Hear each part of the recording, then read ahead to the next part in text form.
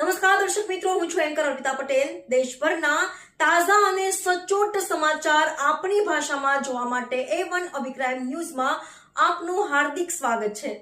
હવે જોઈએ મુખ્ય સમાચાર।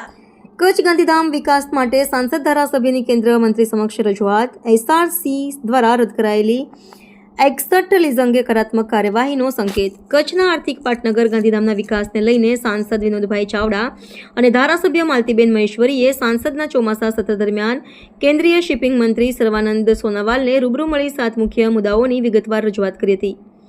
તેમાં SRC દ્વારા 61 પ્લોટની લીઝ રદના પ્રશ્ને તાત્કાલિક ઉકેલ, કંડલા માળિયા નવલખી કોસ્ટલ હાઈવેનું નિર્માણ, ગાંધીધામની કમર્શિયલ જમીનોને ફ્રી હોલ્ડ કરવાનો મુદ્દો, મહાનગરપાલિકાના માળખાકીય વિકાસ માટે જમીન ફાળવણી, મ્યુનિસિપલ હાઉસિંગ યોજના, ડમ્પિંગ સાઇટ પર ડ્રાય વેસ્ટ પ્લાન્ટ અને વધારાના CSR ફંડની જરૂરિયાત જેવા મુદ્દાઓ ઉઠાવાયા હતા।